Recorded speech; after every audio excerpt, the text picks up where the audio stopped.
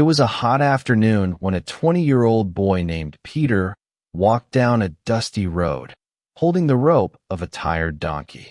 As he walked, people sitting on the roadside started whispering and laughing. One man shouted, "Hey boy, why are you walking while the donkey is free? Sit on it.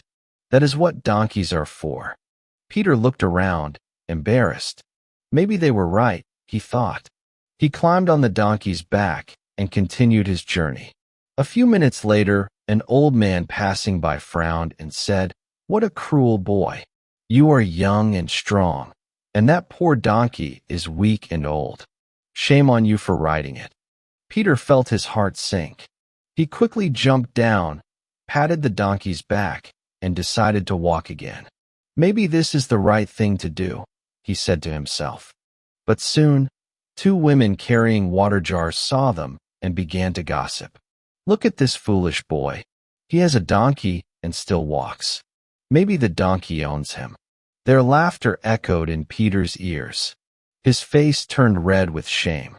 He pulled the donkey's rope angrily and shouted, "Fine. You want me to ride it? I will." He sat on the donkey again, this time harder, and forced it to walk fast under the hot sun. The poor animal stumbled, its legs trembling. After a few steps, the donkey fell to its knees. Peter jumped down quickly, frightened and guilty. People nearby burst into laughter. Peter stood there silently, dust covering his face, his heart filled with helpless anger and confusion. He whispered to himself, "I tried to do everything right, but still everyone laughs. What do they want from me?" At that moment, an old man sitting under a tree caught his attention. Peter looked up. The old man's eyes were calm, full of wisdom. His clothes were simple, his face wrinkled, but peaceful. Peter walked to him slowly.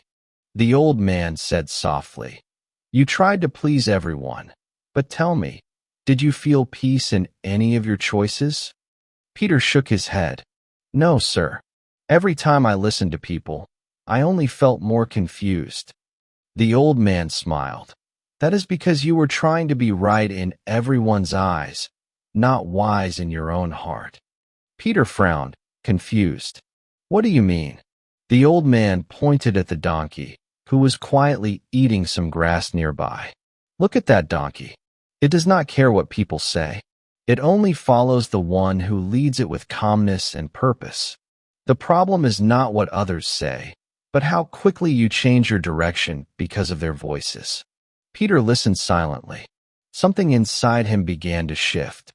A deep silence filled his mind. "How do I become wise, sir?" he asked quietly. The old man smiled. "By listening more and reacting less. By knowing that peace is more valuable than pride." The laughter of people around still echoed in the distance, but it no longer hurt. "Thank you, sir," he said. "I think today I have learned something I will remember forever." The old man nodded. "Remember, my son, wisdom begins when you stop fighting to be right." Peter smiled faintly, patted the donkey's head, and walked ahead, this time with peace in his heart and no need to prove anything to anyone. In life, we meet many people. Some will judge, some will laugh, and some will try to guide. But the truth is your peace does not depend on their approval. Being right is about ego. Being wise is about understanding. The world may not always clap for your silence, but peace will always stand beside you when you choose wisdom over pride. So next time someone laughs at your way of doing things, smile quietly and say to yourself, "I am not here to be right for everyone. I am here to be wise for myself." Do not waste your life proving others wrong. Spend it learning how to be peaceful, calm, and wise, even when the world misunderstands you.